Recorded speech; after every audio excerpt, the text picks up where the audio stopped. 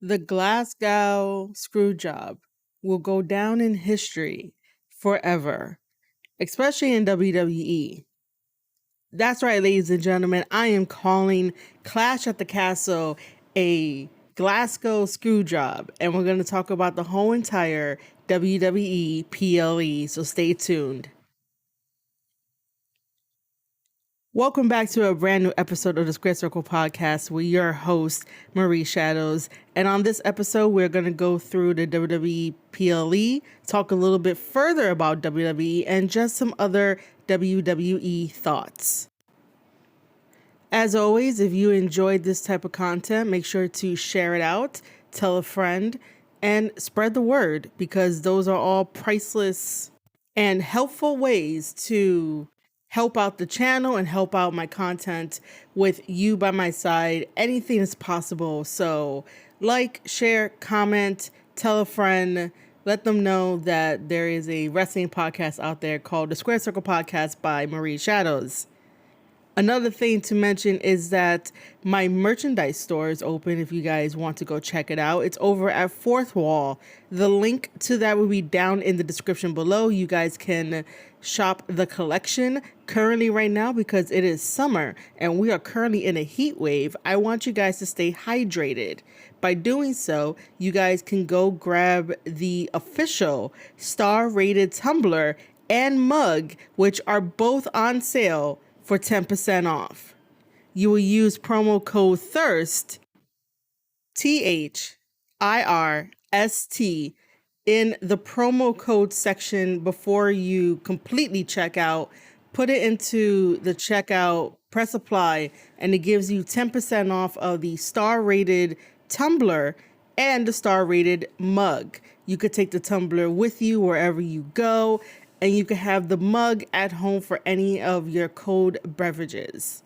That will be down in the description box. And also, if you're on the YouTube side of things, I have been posting on the community tab that YouTube gives me and other content creators. So make sure to check out the community tab for any updates, for any polls, for any questions, for any merchandise alerts, for anything at all. It will be posted on the community tab over on youtube.com/Square Circle Podcast. I do have 2 different posts over there on the community tab talking about the star-rated tumbler on my merchandise store and also the promo code, just in case if you forget, but I want you to be hydrated. I really do. So make sure to go grab yourself a tumbler, and that will be amazing, and or mug. Those are the only 2 products in my whole entire merchandise store that is on sale for 10%. The star-rated tumbler and the star-rated mug. As always, make sure to sign up to the wrestling newsletter, marieshadows.substack.com, for extra content. Make sure to follow the YouTube channel, youtube.com/Square Circle Podcast, and also follow the Twitch channel as well, twitch.tv/Marie_Shadows. Again, all of my links to help out the channel, help out the brand, help me out, buy some merch, support me on the streaming platforms, support me on the newsletter side of things, support me everywhere and anywhere. All of those links will be down in the description below. Just click on it and your support is greatly appreciated. All right, ladies and gentlemen, let's jump right into this review of Clash at the Castle. Let's start with the main event and work backwards in a way and talk about the matches that I liked first. And then we'll get to the one match that I really did not care for or like, and I'll talk about that. But as we saw building up to Clash at the Castle, we had Damien Priest versus Drew McIntyre. And this was for the WWE World Heavyweight Championship title that Drew McIntyre held for like 5 minutes before he got distracted with Punk. And then here comes Damien to cash in on Drew McIntyre, and Damien is now our WWE World Heavyweight Champion. And so for weeks, Drew McIntyre does what Drew McIntyre does best. And that is complain in a way where I am hooked on listening to what he has to say, even though we can probably agree that it's the same thing over and over, but it's told a little bit different. The WWE fans at the live shows for Monday Night Raw and like SmackDown would constantly chant CM Punk, and I think that helps with Drew McIntyre and what he says out there on the mic.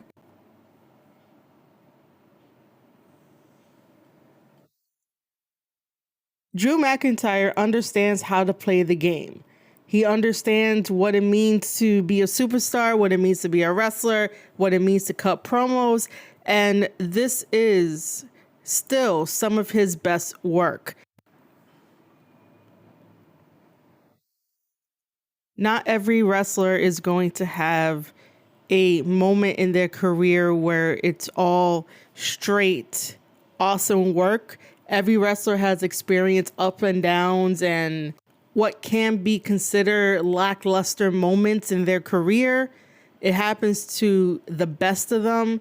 But currently, right now, Drew McIntyre is putting on the best performance of his life, going back and forth with CM Punk, really telling everybody how he feels, how he thinks, all these monologues that you guys may get tired of, but it's all part of character development. It's all part of what Drew McIntyre is presenting to us. While CM Punk is not really giving in to Drew McIntyre and everything that Drew McIntyre keeps saying, there are times where CM Punk would acknowledge some of the stuff, make fun of it, but he said that he's going to take everything away from Drew and make him miserable and stop any chances Drew has of becoming world heavyweight champion. And we saw that at Clash of the Castle, and it was, I would say, heartbreaking because it broke my heart. But I understood it from a business point of view, and I popped for it because I was like, that is so clever. It really is, because I wasn't thinking CM Punk was going to be there. I had no idea. I'm not online reading the dirt sheets if they were going to spoil anything, and luckily they didn't spoil anything. And luckily, since the changing of the guard, the dirt sheets are not fed anything like how it was before. They are fed misleading scraps, which is a good thing because dirt sheets do not need to be spoiling anything where us wrestling fans who are watching it at home and for those at the event to experience wrestling and to pop when it's necessary, to chant when it's necessary, and have a really good experience. For some reason, dirt sheets don't get consequences thrown at them when they spoil things, when they ruin things. And I think as a wrestling community, they should be dealing with some type of consequences, but I'm not exactly sure what that would be. But regardless of that, having CM Punk come out to be the referee, to try to do something great and good, because you know in his mind, he's the perfect little angel. He saw that the referee was down. He asked for a referee shirt, and he went out there to do something noble. You know exactly CM Punk is going to be agreeing with this and thinking that he's the angel while also fucking over Drew McIntyre like he did. And the camera angle and position was fantastic. You really did not know until the very last second when he did not count to 3 that you knew, or even a little bit before that, you knew it was CM Punk. But the way that everything played out is cinema. And I know that you guys probably don't like the word cinema, but it is. It really is, because now WWE is thinking of how to present stories in a movie-like way where people can enjoy it, people can discuss it, people can debate about it, and honestly agree that the camera work is stunning. The camera work is 100%. The camera work is amazing. And to have that over-the-shoulder shot in a way where CM Punk comes running down, he goes into the ring, counts 1, 2, but your brain automatically associates the running and the action with, okay, this is a WWE referee official, until you realize he's wearing some Jordans, he has his hair slicked back, something's off. And you're like, oh shit, it's CM Punk. And here comes CM Punk to ruin a wonderful match between Damien Priest and Drew McIntyre. Even though Damien Priest almost dislocated his fucking leg from himself by getting his ankle trapped in the ropes. That was fucking scary. That really was. I don't understand how people on Twitter were like, oh, that was meant to happen. No, that was not meant to happen. Damien Priest is just a tall ass dude who wants to fly over the top rope. And it's like, you don't have to do that all the time, buddy. Like, I love you. You're awesome. Thanks for representing Hispanics and Puerto Ricans, but you don't really need to jump over the top rope. This is what happens. And same thing with Drew McIntyre. When he jumps over the top rope, it's like, sir, you're too big, man. You're too tall. Don't do it. But it makes for really compelling matches when big guys do it. But I would just advise against not really doing it because they don't really need to. They're really tall. But other than that, thankfully, Damien Priest is okay with his knee. Nothing really bad happened. And he is still our world heavyweight champion. And I'm going to be very honest with you guys. If you guys tuned into the live stream on youtube.com/Square Circle Podcast and also on twitch.tv/Marie_shadows, I was really hoping that we could have gotten a new world heavyweight champion just because I fell in love with the story of Drew McIntyre going to Scotland, getting inducted into the Hall of Fame over there, and just following his journey in Scotland in preparation for his match at Clash at the Castle. And it's also the same thing again when he fought Roman.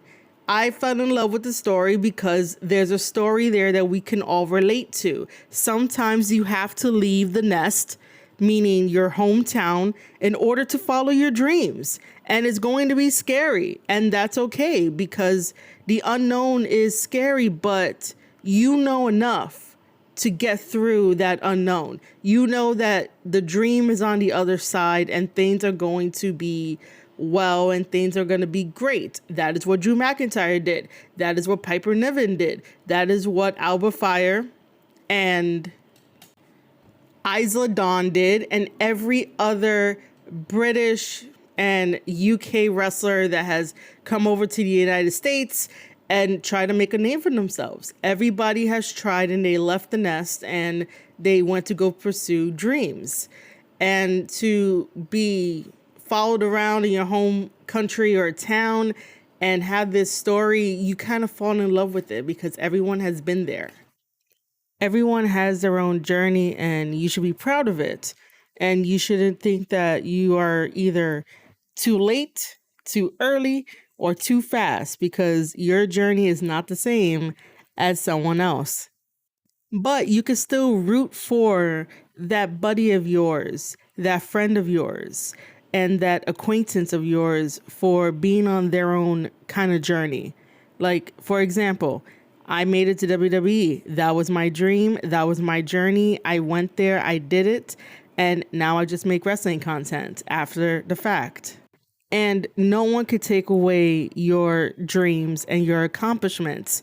And that's something that wrestling fans need to understand in the context of Drew McIntyre losing to someone that wants to take everything away. Because in reality, Drew was like, I prayed for this to happen and you got hurt.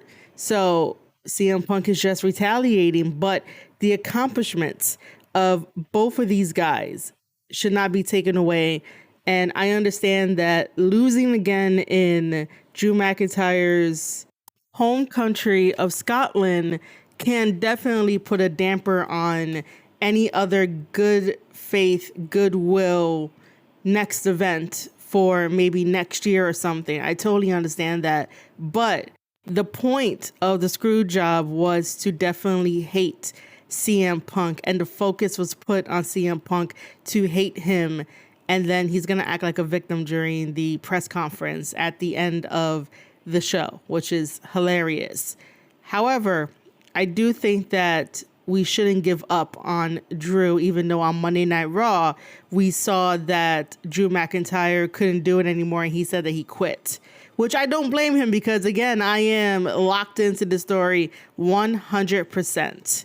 And I think this is the only time where I would say the phrase enjoy wrestling works in this situation between Drew McIntyre and CM Punk and everything that has been led up to this point. This is the only time that I will throw in that phrase of enjoy wrestling because the storytelling is really good. It has everyone hooked in, whether that's on social media and tuning into Monday Night Raw and tuning into the PLEs and seeing how everything unfolds because we want to know how it ends. How does it end? I have no idea. But I can tell you that this match does not need a championship title match to have a really good payoff. Now, does CM Punk get the payoff or does Drew McIntyre get the payoff? And then what's going to happen from there? If Drew McIntyre gets the payoff at the end of all of this, then that proves everything that Drew McIntyre has been talking about. But the momentum for Punk would be dead in the water, so to speak. It won't have enough steam to go because he's nursing an injury, even though he's probably going to be already cleared. But the fact of him being out with an injury for so long, and the way to stay relevant is by what Drew McIntyre is currently doing. So if Drew wins at the end of all of this, is it worth it? Does it do anything? And then the flip side of it, if CM Punk ends up getting the payoff and wins against Drew McIntyre, does Drew need another loss? And what kind of momentum would that give CM Punk? Where would we go with CM Punk? Does anybody, this is a question for any of my listeners out there, does anybody have any interest in CM Punk going after the Intercontinental Championship title? Do you guys have any interest in seeing him go after the World Heavyweight title, the WWE title, Tag Team Championship titles? If CM Punk wins over Drew McIntyre suffers another loss, does that mean that CM Punk can be propelled straight into a championship title match? I would love to hear your thoughts to these questions and have a wonderful discussion with me down in the comments below. And if you are over on the Spotify podcast channel called Square Circle Podcast, then please make sure to check the polls and the Q&A and respond there as well. So aside from Drew McIntyre versus Damien Priest, which I enjoyed, I also enjoyed the opening match of the I Quit match between AJ Styles and Cody Rhodes. Let me just say that I really do think that they're going to start pushing Cody Rhodes to maybe turn heel, and we finally get a heel Cody Rhodes. When he was on the Indies in Ring of Honor, he was heel. He really was. And then all of a sudden, when he went to AEW and was on the AEW media calls, he said that he doesn't have a heel bone in his body. And I'm like, sir, that is a lie. Everyone has a heel bone in their body.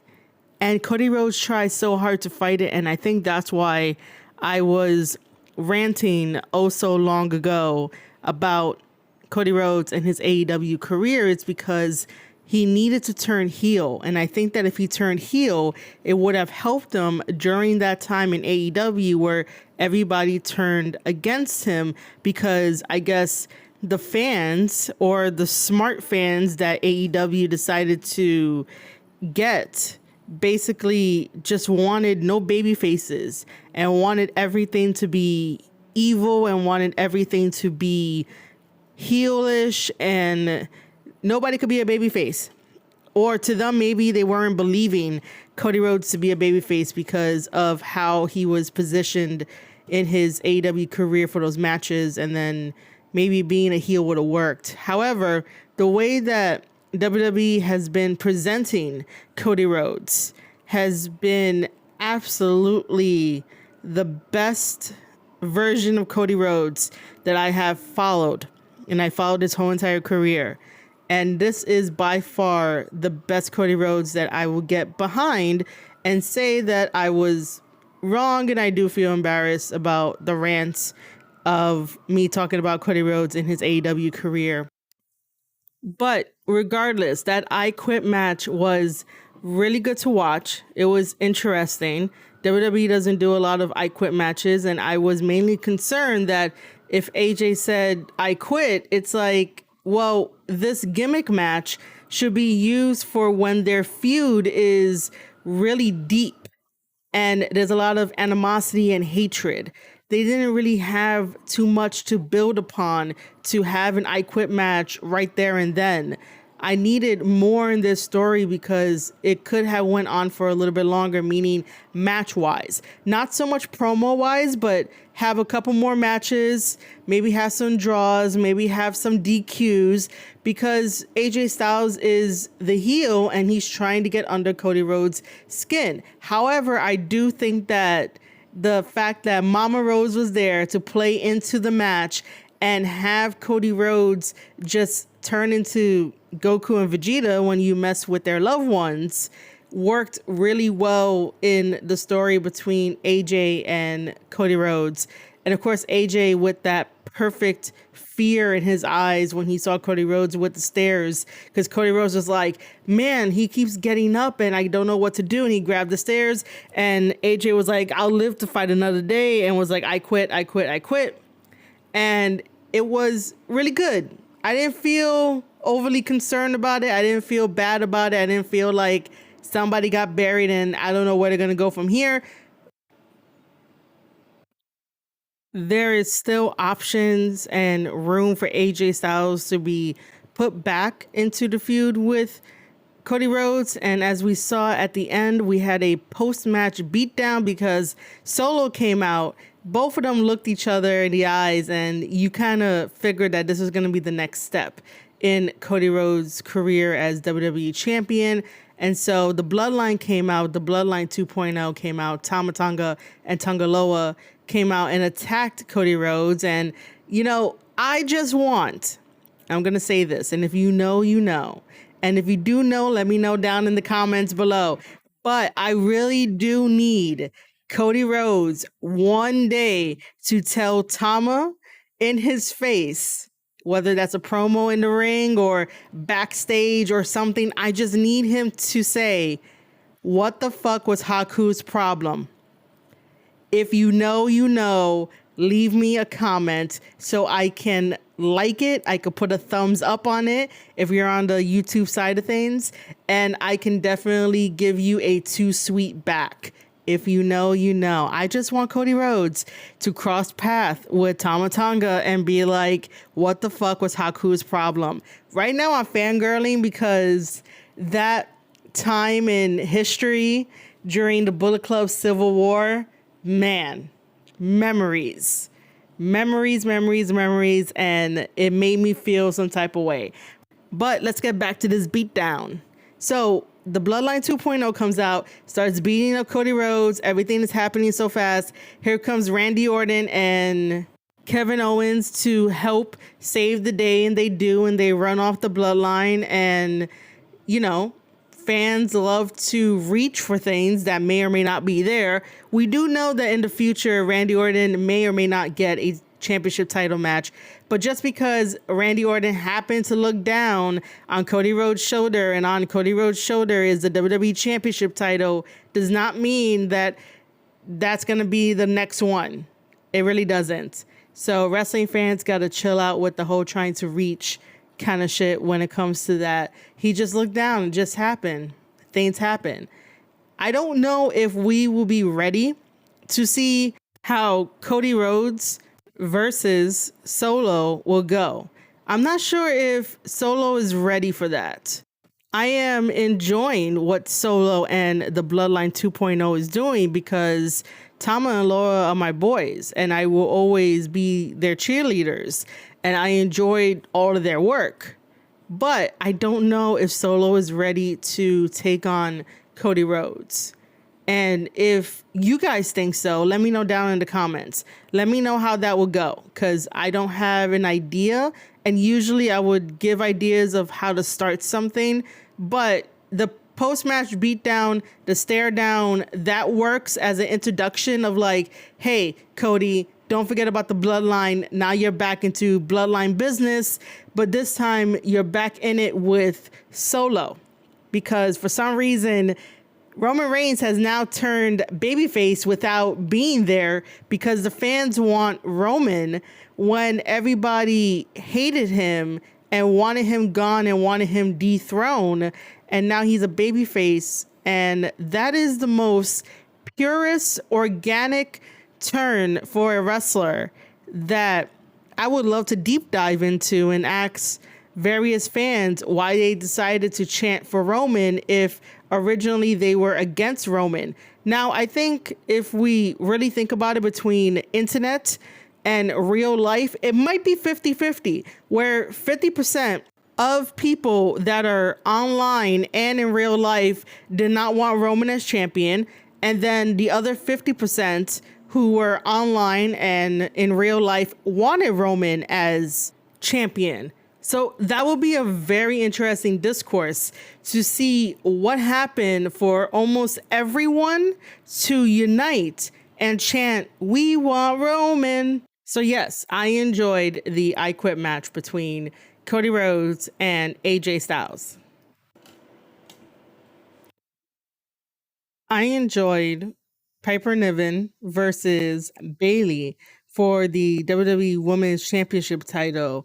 And I really thought they were going to crown a new women's champion, until I realized that Nia Jax already called her shot against Bayley, so they wouldn't have messed that up. But it would have been nice to have Piper Niven as the women's champion for a little bit, and then fight Bayley again and drop it back to Bayley, and then somehow be in the story with Nia and Bayley, and just really have an amazing match, an amazing story, an amazing feud.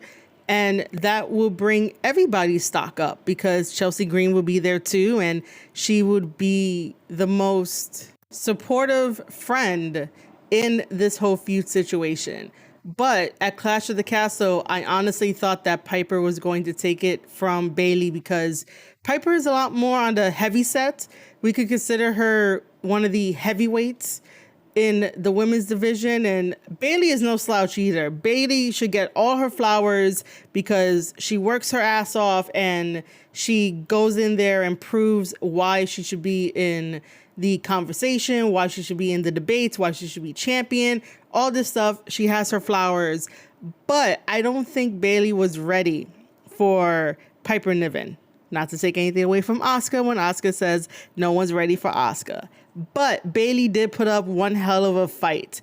And it was a really good fight between Piper Niven and Bayley. And I am so proud of those two.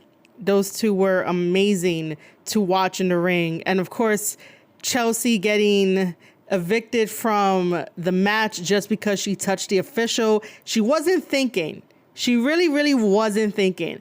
So the referee throws her out, and then sometime later she comes back with a mask to yell at the referee to create some type of distraction. And even that still does not work. Overall, the match was great. I enjoyed it. We still have Bayley as our WWE Women's Champion. I would have really liked for Piper to get it in her hometown and then just drop it to Bayley and continue on with the feud. And that's how you build character. That's how you build different layers. So that way everybody could be a part of the story and everybody has a little bit of time and things can evolve into stories that we may not think that we might want, may have needed. So shout out to Piper Niven versus Bayley, because that was a damn good match. The other match that I wasn't so keen on, but not every match is going to be a hit, but this match was okay. It was the triple threat match for the WWE Women's Tag Team Championship titles that had Bianca Belair and Jade Cargill defending their titles, their tag team titles, against Isla Dawn and Alba Fire and Zoe Starks and Shayna Baszler. And it was an okay match. It was all right.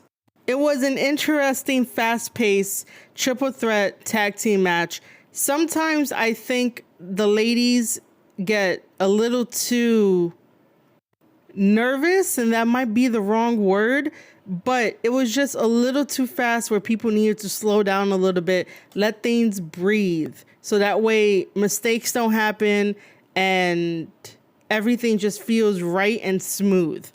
When you rush certain spots, it doesn't look as neat and smooth and clean and doesn't really showcase the full chemistry of what all these ladies can achieve. Sometimes slowing down is a little bit better. Sometimes if you need to taunt a little bit to the crowd, that's a little bit better to know that as you slow down, people can return back to being calm in the ring, because you really don't want to be nervous in the ring. You don't want any other emotion other than being calm, cool, and collective while still trying to remember what you have to do, where you have to be, and what's the finish of the match. But at the same time, it looked like the nerves were there. It looked off a little bit, but it still produced a pretty decent triple threat tag team title match. It really did. All of them worked really, really hard. It's just the tiny little things, the tiny details is what I'm like, they have to work on to make it stronger. Now, even though they're going to play into the fact that Jade Cargill tapped to Shayna, which she didn't, Shayna probably really hooked in that choke a little too tight, and she was like, yo, it's tight, like loosen that up. That was what she was signaling towards, not tapping out, because that's not how someone would tap out. That's someone being responsible to be like, hey, this chokehold is a little too tight, loosen it up. Totally happens. It was a professional move. It was a great move. Unfortunately, the camera caught it, but fans are taking to the internet as if like she tapped or whatever, and then Shayna and Jade played into it on Twitter. But I just wanted to say that that was just a call for like, hey, loosen that chokehold up a little bit more. The other thing I wanted to mention was that the ending of this, I was not expecting for the Tag Team Championship titles to change hands, and WWE giving us Isla Dawn and Alba Fire as our new WWE Women's Tag Team Champions. I was not expecting it. It was cool and amazing, and they got a standing ovation in their hometown for getting those Tag Team Championship titles. And then the camera immediately goes over to the stunned faces of Bianca and Jade, and you could just feel it. WWE is all about feeling, emotion, memories, and that phrase of, where were you on insert whatever here kind of deal. So overall, I thought that the triple threat match for the WWE Women's Tag Team Championship titles was a decent match. Now, the match that I really did not care for at all, and that is the Intercontinental Championship match between Sami Zayn and Chad Gable. No disrespect to Chad Gable, because I love Chad Gable. I love what he's doing with the Alpha Academy, even though recently it has been really cringe for me to watch, and I'm not a fan of what he's doing to them. But it is part of show business. It is part of the story, and it is part of Chad Gable just being Chad Gable and being paranoid and making it about himself and trying to achieve something the wrong way, so to speak. I think it's the wrong way of him trying to achieve the belt that he should have taken off of Gunther. Sami Zayn should not be Intercontinental Champion at all. This guy has not changed his character in so many years of being with WWE that now is just boring. How else are you going to tell your story about being the underdog and trying to give people logic and hope and telling them that your leader is using you? You're being used. This isn't you. Why are you following your leader? And all this kind of rhetoric that he says it over and over and over again, but there's nothing new.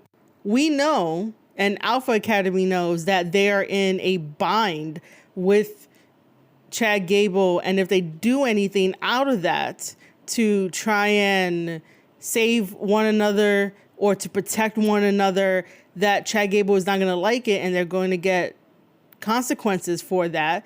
We know that. We understand that. And by mentioning it over and over again, by telling them this isn't you, this isn't you, this isn't you, I get it. I understand where we're going in this journey, but I'm just so over it. I am just over Sami Zayn doing the same thing, having the same character, having the same speeches that don't really change. And I just need something to be added onto his character, onto his persona, something to be like, this is a little bit different than the Sami Zayn that we're used to seeing. And I don't think that Intercontinental Championship title does anything for him. He dethroned Gunther. Gunther became King of the Ring and has disappeared for a little bit, but it did not give Sami any kind of momentum, any kind of rub. If Chad Gable were to dethrone Gunther at that time, which he should have, and WWE should have capitalized on it, then the IC title would have been better off. So, yeah, this match between Sami Zayn and Chad Gable, as much as the story is there, and I understood the story in the match, again, no disrespect to Chad, but this was not my favorite match at all. This match was just there. I got bored watching the match. I'm like, we've seen the same match over and over and over again. There's nothing new except for Chad Gable doing the whole story with his team, Alpha Academy, and making a little bit of cinema by falling into Maxine and taking her down, and Maxine crying out in pain because of her ankle, and having both Otis and Chad look at each other, and Chad knows that it's only a matter of time before Otis turns on him, and it was pure magic. It really was. So something like that brought me back into the match. But the match itself, I've seen it so many times. We've seen it so many times that I'm like, what else can you guys do? What new can Sami do? And then off of the distraction, Sami retains the title, and that's about it. So it's like, this one was the only one that I did not like. I consider the women's tag team triple threat match to be decent.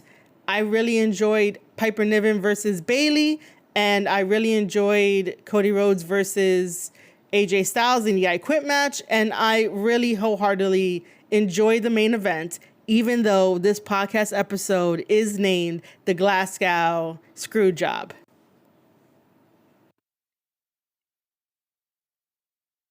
And with that, ladies and gentlemen, that is all for my review for Clash at the Castle, a wonderful WWE PLE, and I really do hope that WWE continues to take the PLEs around the world internationally, because it is fun, and continue to make fun moments, continue to make fun memories, and just really have us sit here and enjoy what WWE is currently doing by producing cinema quality matches, promos, stories, and just how everything is filmed. And even though I am wrapping up the portion of me talking about the PLE Clash at the Castle, I do want to mention a couple of things on here before we officially wrap up the whole entire podcast episode. Now, I did watch the press conference after Clash at the Castle, and I will give props to CM Punk for telling that journalist that thank God he doesn't run a wrestling company, because I don't understand why somebody will want to book CM Punk versus Drew McIntyre in a cage match as CM Punk's first match back from his injury. Why would you want to do that? Why do you want to book these crazy ass fantasy matches against wrestlers where their life is on the line and they don't need a cage match. Someday, we need to really take back wrestling gimmicks and use it for what their purposes are. So cage matches, in my opinion, should be used to either have a big payoff in a really big, long, dragged out feud, or even like a half a feud where there is complete animosity and you need a cage match to contain the two wrestlers in and bar everyone out for ringside. We have to keep it kayfabe, but wrestling fans are like, oh my God, give me a cage match. Oh my God, give me a tables match, a ladders match, a weapons match. Not every match needs weapons. Not every match needs a championship title. Not every match needs all these gimmick matches to get over and to please you. You have to think about the wrestler's safety first. And if you don't think about the wrestler's safety, then do not be a wrestling fan, because they are putting their life on the line. Any little thing can have them not be here the next day. So please take into account that the wrestler's health is important over going into a cage match that doesn't serve a purpose on their first match back. You know, I just think that wrestling fans need to consider that what AEW does is not the norm. ECW was doing this like 24/7, and yeah, it was getting traction, but at the end of the day, it folded. So extreme matches don't always go according to plan, and to constantly have extreme matches is going to lose the point of having extreme matches. So I just wanted to point that out, that Punk is right. I would have gave him a high five, because wrestling fans got to calm down with their fantasy booking and just outright tell these wrestlers, hey, I want to see you in a match that could be career and life altering just for my amusement. I would also like to mention too that I did watch the NXT PLE as well, and that was an amazing show. And I really did like the fact that Jordynne Grace was there to fight Roxanne. And I like the fact that we had Tatum Paxley try to steal the TNA Knockouts Championship title, only to have Ash by Elegance come in to stop her. And then Jordan yelling at her as if like, what's wrong? You cost me the match and all that kind of stuff. And then to have Tatum go over to TNA and wrestle in the open challenge. And that was really good. That is what a healthy partnership looks like. That is a healthy wrestling partnership where wrestlers get to go between brands, get to go between companies. And because Triple H is at the head of this, it is going to be beautiful. The same way that we're getting AJ Styles to go over to Pro Wrestling Noah to fight Marufuji, that is amazing. The same way that we're going to have Io Sky go over to Marigold to wrestle over there, that's amazing. Maybe we'll see Cody Rhodes in New Japan Pro Wrestling, but I don't think that's going to happen. I don't think New Japan Pro Wrestling is going to reach out, talk to Triple H and be like, bro, let's have Cody Rhodes wrestle one of our guys. That would be fucking fantastic. Just because New Japan Pro Wrestling needs a better, healthy relationship in this partnership, and AEW is not that answer. So NXT always puts on really good PLEs. Yesterday on NXT, Joe Hendry showed up, and even Kazarian was in that 25-man battle royal. That was fantastic. Fantastic. And Ethan Page is doing a wonderful job on NXT.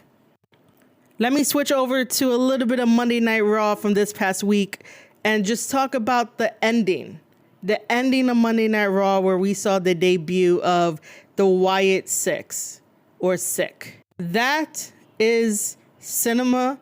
I am intrigued, and I will say a disclaimer right now on this episode. So if you made it this far, thank you.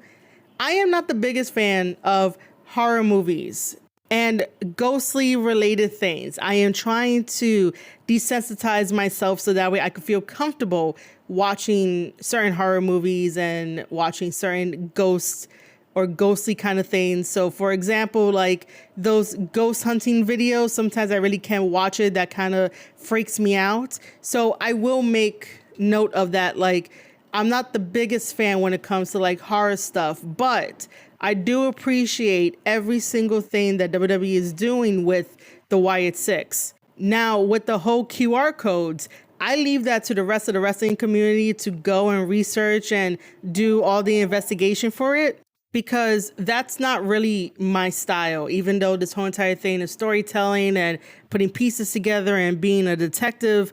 But for me to go do all of that, that's just not my thing. And I'd rather leave it to the experts in the wrestling community and podcasting community who really, truly love the whole concept of The Fiend, Bray Wyatt, the Wyatt Six. I leave it to them. So go support them and I will give them my blessing to achieve ultimate success by telling people the story of the Wyatt Six and all of that. So if you want that kind of stuff on my channel and in the podcast episodes, I will not be deep diving into that sort of thing, and I will not be talking about it as much, just because I like to watch it more than really talk about it. I like to just be that fan that just sits there and enjoy the ride, enjoy the show, and appreciate the art of the story, the creativeness,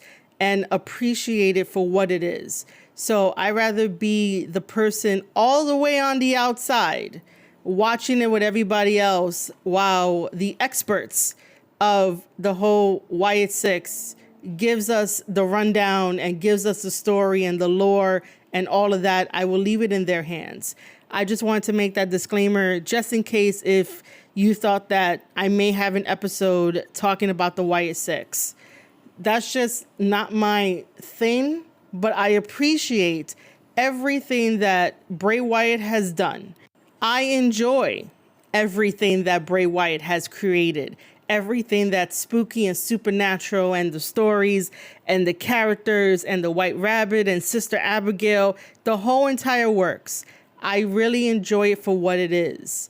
And it's cinema and it's entertainment, but I do not get the excitement to talk about it because I wouldn't know where to start and how to start. And I don't want to come across as a poser that doesn't sound knowledgeable about it, that doesn't sound right talking about it. So that's why I leave it to the experts. And that's me being extremely honest with you guys.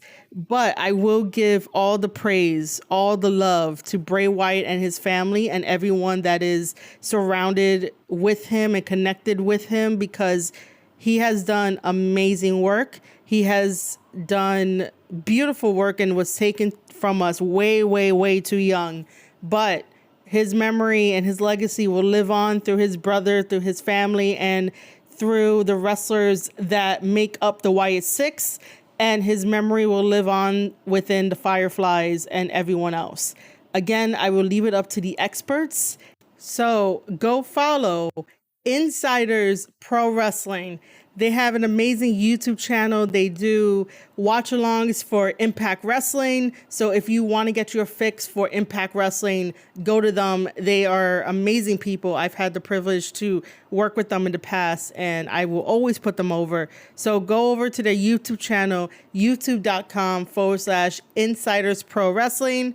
And I will leave their link down in the description below as well to go show them some love. And if you really want to talk about everything Bray Wyatt, Wyatt Six related, go talk with them about it. You'll have the best time of your life.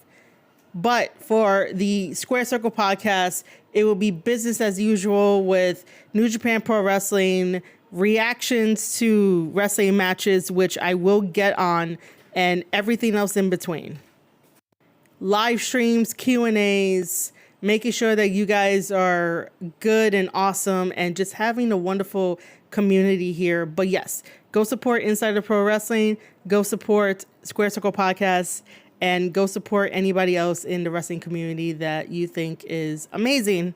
And with that, I am officially going to wrap it up. Again, ladies and gentlemen, all the links to everything that I mentioned today will be down in the description below. So go support everyone.